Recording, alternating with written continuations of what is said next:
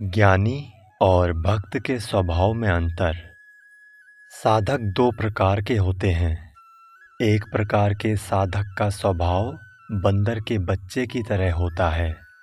दूसरे प्रकार के साधक का स्वभाव बिल्ली के बच्चे की तरह होता है। बंदर का बच्चा स्वयं अपने माँ को पकड़े हुए उससे लिपटा रहता है, पर बिल्ली का बच्चा स्वयं माँ को नहीं पकड़ता। माँ उसे जहाँ कहीं छोड़ दे वहीं पड़ा रहकर वो म्याऊं म्याऊं करता रहता है। बंदर का बच्चा खुद अपनी माँ को पकड़े रहता है, इसलिए अगर कभी उसका हाथ छूट जाए तो वो गिर पड़ता है और उसे चोट पहुँचती है। पर बिल्ली के बच्चे को ये भय नहीं है, क्योंकि उसे उसकी माँ स्वयं पकड़कर एक जगह से दूसरी जगह ले जाती है। इसी प्रकार ज्ञान योगी या कर्म योगी साधक बंदर के बच्चे की तरह स्वयं के प्रयत्न से मुक्ति लाभ करने का प्रयास करते हैं, परंतु भक्त साधक ईश्वर को ही एकमात्र कर्ता जानते हुए बिल्ली के बच्चे की तरह उन्हीं के चरणों में निर्भर होकर निश्चिंत हो पड़ा रहता है। ज्ञानी कहता है सोहम, मैं ही वो शुद्ध आत्मा हूँ, परंतु भक्त कहता है आहा, ये सब उनकी महिमा है।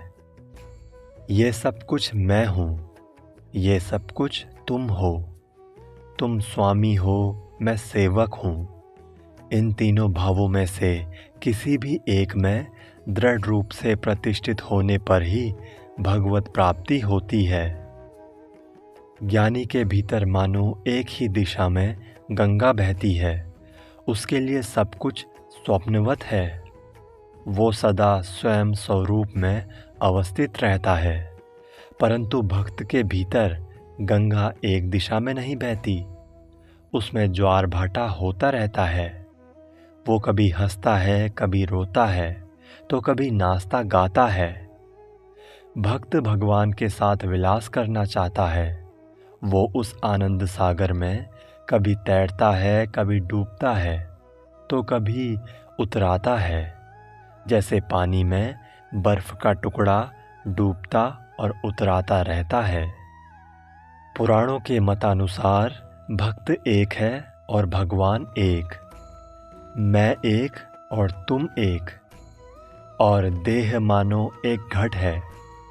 इस देह रूपी घट में मन, बुद्धि, अहंकार रूपी जल रखा है। ब्रह्म मानो सूर्य स्वरूप है, वो इस जल में प्रतिबिंबित हो रहा है। इसी से भक्त विविध ईश्वरीय रूपों के दर्शन करता है।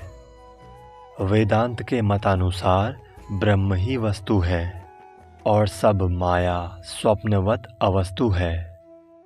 सच्चिदानंद सागर पर मानो अहम रूपी लाठी पड़ी हुई है। यदि उस अहम रूपी लाठी को उठा लिया जाए तो एक अविभक्त समुद्र रह जाता है, पर उस लाठी के रहते हुए समुद्र के दो भाग दिखाई देने लगते हैं। लाठी के इस ओर एक और उस ओर एक। ब्रह्म ज्ञान होने से मनुष्य समाधिस्थ हो जाता है। उस समय उसका सारा अहम मिट जाता है।